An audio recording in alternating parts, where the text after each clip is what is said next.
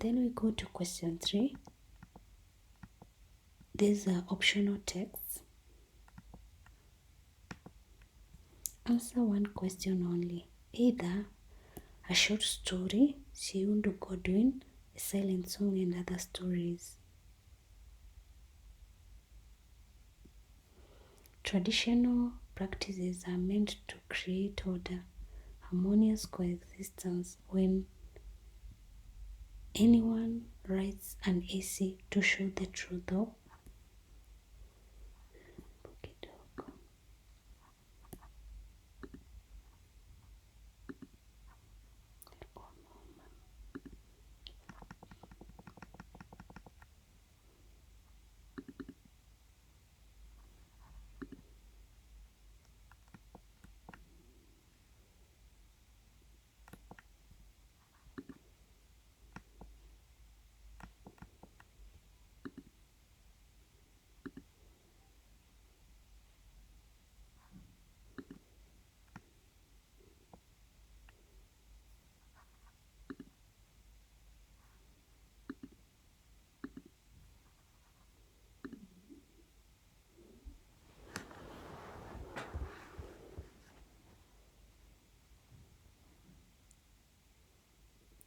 answer was one question only. Either short story, Siundu Godwin, a silent song, and other stories.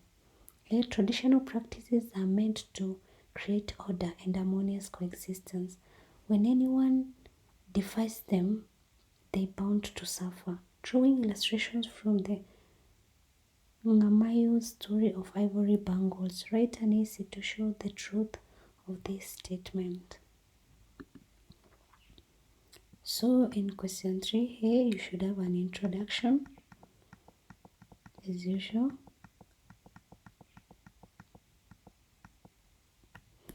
A society comes up with traditional practices as a way of creating the much needed order for all. Those who obey such practices end up living in peace in the society, but those who defy them never end up well. Illustrations.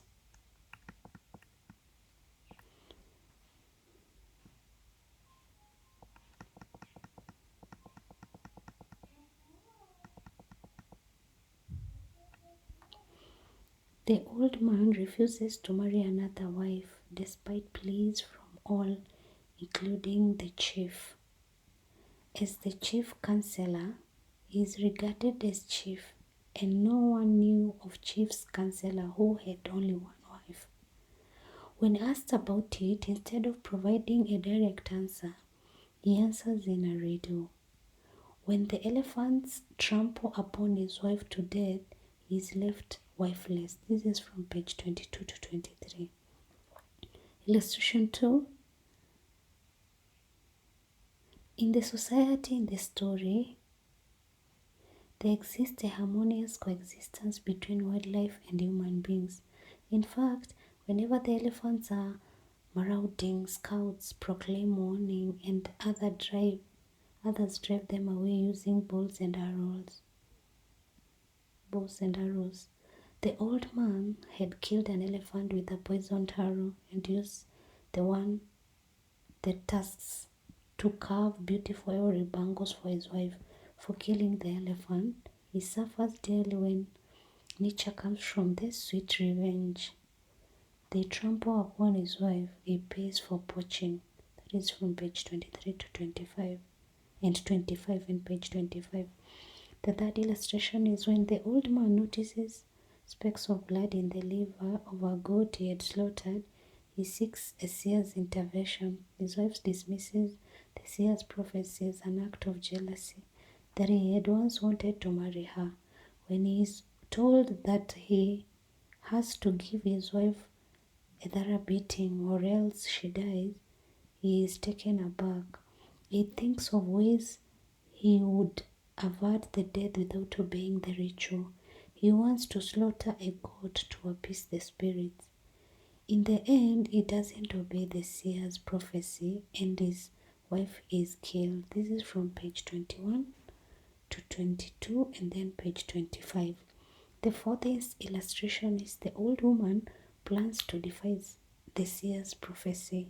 She says that the spirits would certainly be fooled and life would continue as before. She wants to execute this by pretending that she had been beaten and goes back home to his brother's place. She says she would not return until the matter was resolved amicably and beer drunk. Just when she was planning to make good her schemes, marauding elephant tramples upon him mercilessly. That is page 24 to 25. Illustration 4. The woman defiles the warnings issued by scouts, asking all the sundry to beware of the elephants on the loose, while from the market the scouts issue warning urging everybody to take heed. The message was relayed from one scout to another as they escorted them out of the populated areas. Just then the woman thought of her unweeded patch of the garden. It is while there that the elephants find her and trample on her to death, from pages 24 to 25.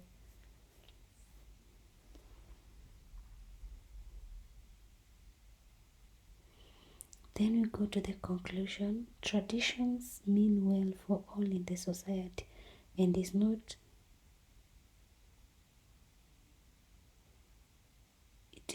to preserve over few. Conformity is key for well-ordered society. Then we go to question B, the play. Adipo Sidang in the Parliament of Owls. Using specific examples from the Parliament of Owls, write a composition to show that propaganda is a tool used by leaders to perpetuate impunity.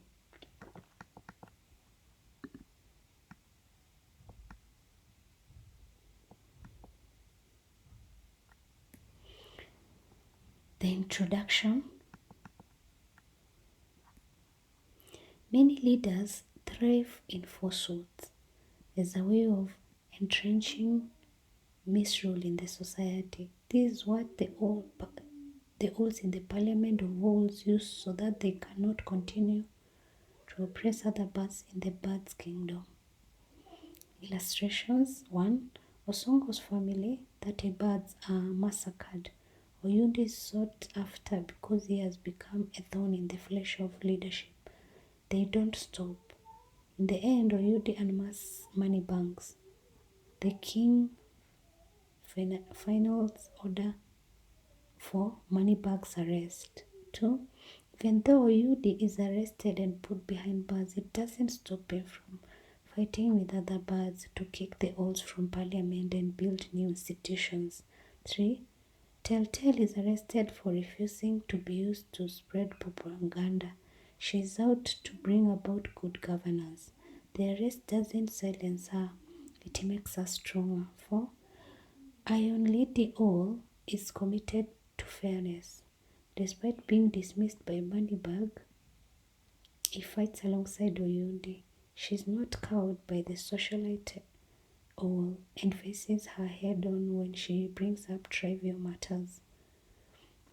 5. The death of Arun Tindi was meant to cow the other birds into submission, but instead it invigorates them.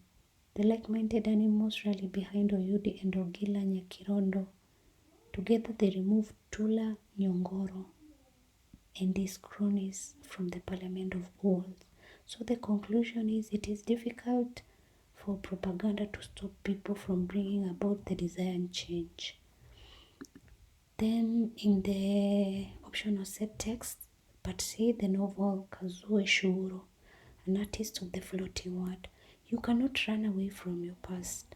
Drawing specific illustrations from Kcse, an artist of the floating word, write essay to show the truth of this statement.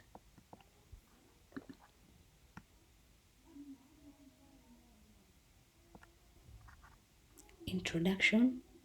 Bad or painful events that occur in our lives have the habit of affecting us as long after they had happened. This happens to be the case for Masuji, Shitaro Kisaburo, Kuroda, and others in the novel An Artist of the Floating World. Illustrations 1. Akira Sugemura had an ambitious plan for Kawabe Park. He wanted to leave a mark for the city and its people, so he thought of making it the focus of the city culture. This way, a financial gabble that made it run into financial crisis. As a result, the culture centers he had investigated were not built. After the war, the park fell into the authorities' hands. It is now a pale shadow of itself, with grass as the only reminder of where the museums would have stood. It is the financial crisis that finally led to the sale of the property. Even his last property, a house, was bought by Masuji Ono cheaply. That is from pages 2 to 4, from pages 148 to 150. Shintaro's criticism of Ono's painting during China crisis come back to affect him when he wants a job as a teacher in a college.